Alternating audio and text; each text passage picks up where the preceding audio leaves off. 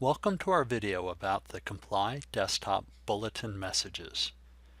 Bulletin Messages are phone messages that all clients hear when calling to check for appointments. They have a start date and an end date, and you do not have to do any voice recording. You simply type in the message and Comply will recite it in an Alexa Siri style voice when the client calls in. When would you use bulletins? Typically for general reminders or unusual situations. For example, testing disruption due to an earthquake? We'll use that as our example. Let's take a look where to find bulletins and how to use them. You create and manage bulletin messages from the Bulletins tab bound to the right along the main desktop tabs. When you display the tab, you'll see three panels. The top Active Message panel shows if there is an active bulletin. You use the middle Add a New Message panel to create a new bulletin, and the bottom grid displays any past bulletins. Note, you can use the Display Since Date value to control how far back you see old bulletins. Let's create a bulletin, say an advisory due to a minor earthquake in the area. Pick a start date and time and an end date and time, and then type in your message.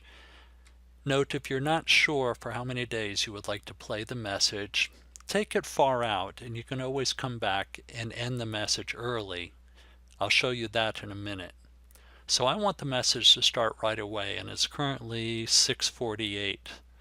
Let me even set that back a few minutes to ensure my bulletin starts right away. I'll set the end date, 5 days into the future, just in case things are worse than I thought. Next, type in your message. I'll save you my poor typing and paste in a message that I typed earlier. Okay, my message is here. Last step, simply click the Save New Message button. Now, if you refresh your screen a few minutes later, you'll see two things have happened. First, in the Active Message panel near the top of the screen, you'll see that your message is currently active. Additionally, in the upper right-hand corner, you'll see a red indicator that says Bulletin On, also indicating to all users that there is currently a bulletin in use.